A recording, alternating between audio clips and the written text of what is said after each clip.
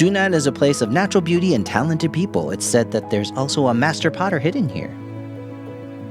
The snake kiln is one of the few most well-preserved and still operational traditional snake kilns in Taiwan. In recent years, it has transformed into an ancient kiln ecological museum. It's said that the high-temperature wood firing here even set a Guinness World Record. Just how amazing is it? Let's go and find out together. Hello, teacher. Hello. Hey. I just walked in from outside and I noticed there are many types of kilns, right? Yes. But what caught my attention the most is this long one at the back. What is this? This is called a snake kiln. Among the snake kilns in Taiwan, it's the widest. Oh. What makes it special is it's still made of clay bricks. It's the only one in Taiwan made of clay, not fired bricks. Oh, that's amazing. Not really. The real amazing one is the old man back there. You mean that one? Yes, that's Ling Tianfu. He's the one who came up with this? He's the founder. Oh, so why did he decide to build this kiln? To build this kiln? Because when firing flower pots or large jars, you need a kiln that's large and spacious. So back then, he used over 3,000 clay bricks to build this snake kiln. I noticed behind you there's a Guinness Hey. World Record official challenge. What's that about? In 2016, we challenged to reach the highest temperature of 1,563 degrees Celsius using wood firing. We successfully completed it at that time. Do you still have any pieces from that firing? This is one of the pieces from that firing. One of the pieces that set the Guinness World Record. Wow, that's so fascinating. There are so many unique artworks here. Yes, the texture is so unique. Do you have anything here that I can actually use? Let me take you over. I can invite you to drink tea using functional pieces, a large tea bowl. Drink tea? That sounds great. Actually, after being in Taiwan for so long, I've met many friends who've made tea for me. But this time in Zhunan, it's really different. I saw such a large tea bowl, and then I saw the tea leaves clumping together and relaxing in the water.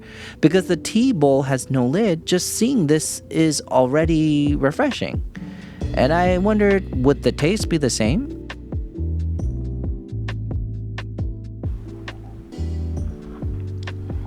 Wow.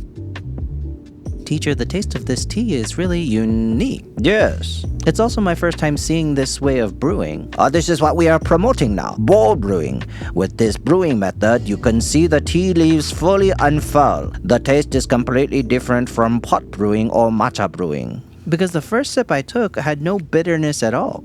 Usually, if you steep tea in a pot for this long, the tannins will come out, bringing bitterness and astringency. I also noticed behind me there are also many different artworks. Those are all tea bowls. We've already held 2 international tea bowl festivals. It's not just for foreign friends who know how to make them to participate. Even those of us who don't know can come and see. If you want to join, you have to experience it yourself. I'm telling you, my hands are itching to try. Let's go and give it a try. Is that okay? The process of making a tea bowl.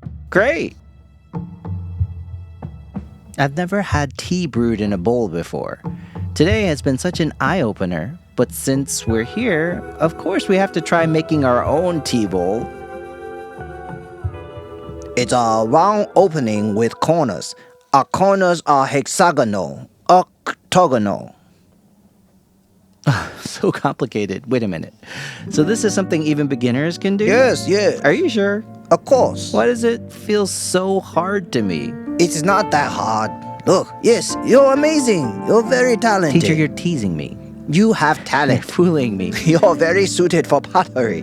When I leave later, the teacher will say, If your show doesn't work out, just come back here. Making pottery is easier than hosting shows. "You mean be your student?" Sure.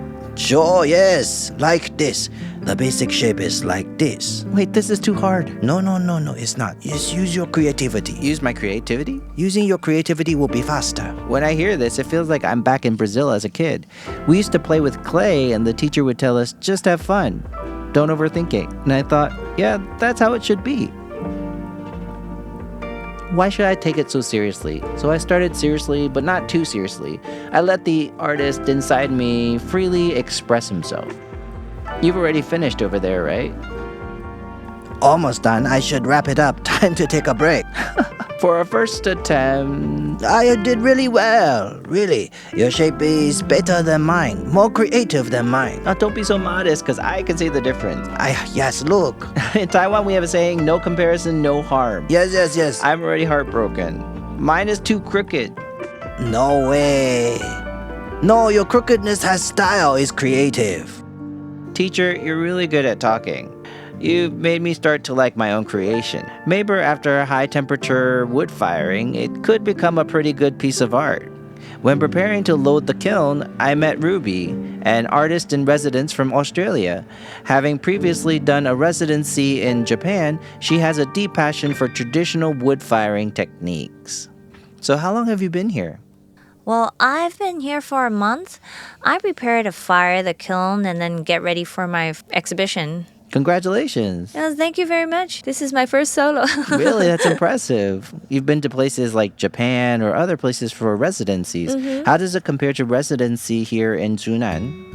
I think the teacher is quite special. At that time, I wanted to come and stay in the village. It's because the temperature they use here is quite higher than what we do in Australia. It's even higher in Japan. There's actually a lot of science involved in making firewood, a lot of details to be aware of. So I want to come here to learn. My time to learn is only for today. What do you think of this piece for a beginner? How was it? Well, I think you did a good job. Don't follow the teacher's trick of flattering me. We can help you put it in. Okay. Let's go. Let's put it in the kiln together. Thank you. Right. Through the residencies of foreign artists and international exchanges, the Zhunan Snake Kiln has been infused with even richer artistic energy.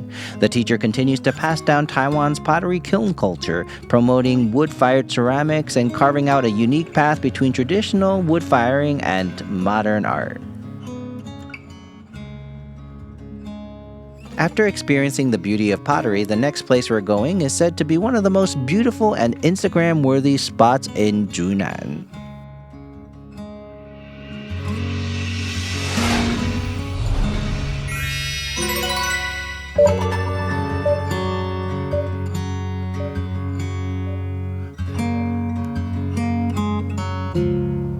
Hello, Director. Hello, Yang. Welcome to our Taiwan beer Zhunan Brewery.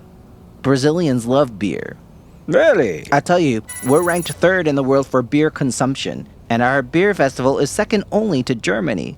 Germany is first, Number 2. and yes, we're second. The world's largest beer festival. So we have to try our Taiwan beer. My standards are high. Okay. I'm really looking forward to seeing the source here. Got it. All right, let's go. The Zhunan Brewery is the largest and highest producing brewery in Taiwan. It's also the only beer-themed park. Coming here feels like stepping into a giant's world. There's a 6-story tall draft beer sculpture, a Mediterranean-style clock tower, landscape paintings, and more. Tons of installations. No wonder it's a popular spot for photos and check-ins. Before taking beautiful photos, let's first learn about the secret behind the delicious beer here. Hello, Teacher Chen. Hello. The expert. Thank you. Entering this space, it feels like some outer space theme. I have no idea what's behind me. This place is called the saccharification plant, where all the raw materials are turned into wood.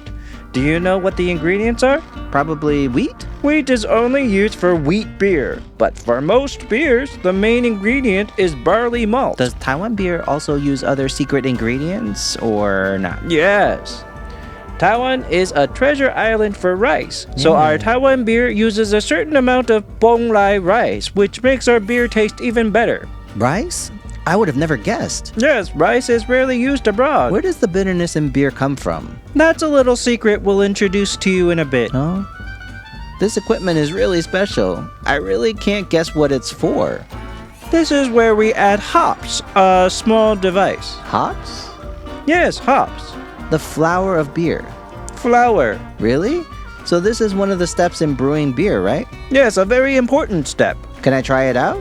This is a secret, but you can give it a try. Great. Director, please bring us some hops. Oh, you've already got everything ready. Yes, I'm like Doraemon. Can I hold this? Yes, you can smell it. So unique. Actually, it looks like animal feed, right? Smell the aroma. It does smell like feed. No way. Everyone, these hops really have the smell of beer. Can I eat them directly? Yes. You're kidding. No, you can. I'll dare you to try. I'll dare you to try. Nothing will happen if you eat it. Nothing will happen. Really. Hops taste fragrant, but they give a unique flavor. Okay, I believe you.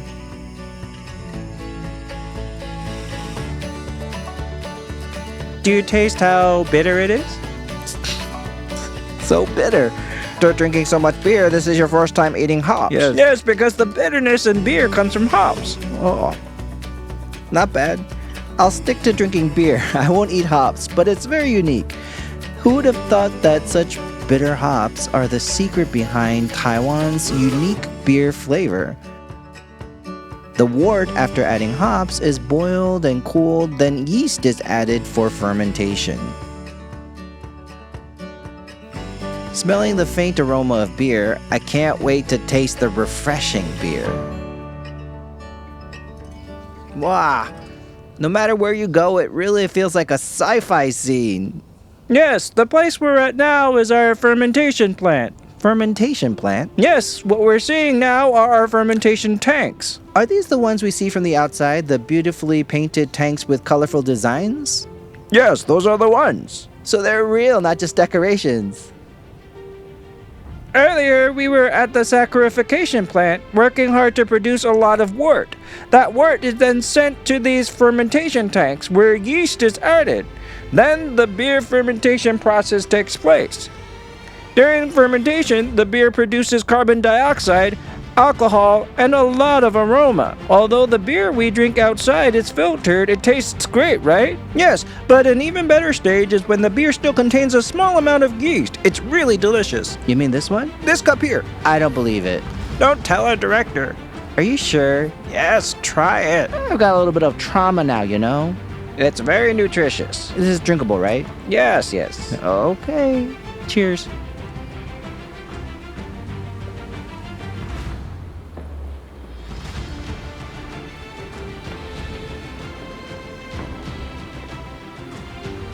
Wow. This is good. Thank you. This is good. I tricked you once, but I won't trick you again. No, second trick. No scaring you this time. A VIP level experience. Besides tasting the pure flavor of beer coming to the source, of course, you have to enjoy a glass of Taiwan's freshest beer. This trip to the Zhunan Brewery has really broadened my horizons.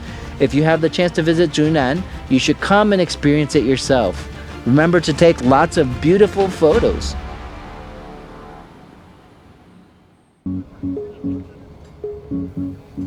Did everyone notice how familiar this scene looks? To me, it feels like a scene from the movie Your Name.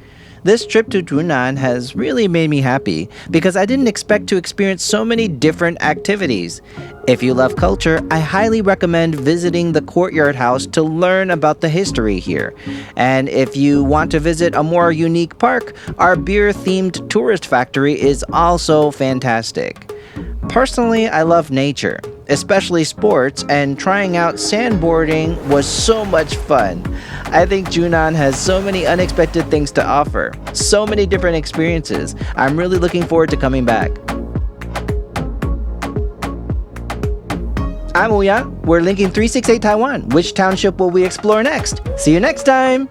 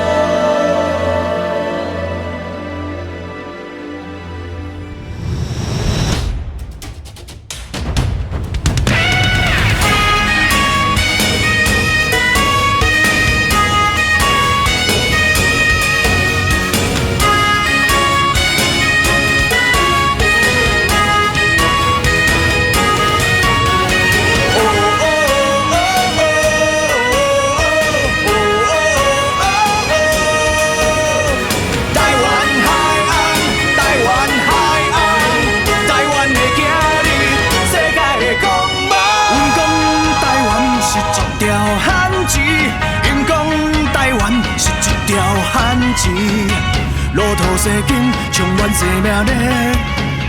我的决心，让代代延绵。过去现在，互未来无限。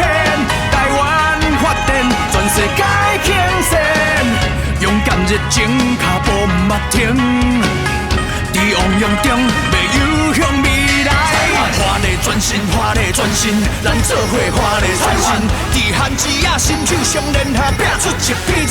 坚强玉起，坚强玉起，咱斗阵坚强玉起。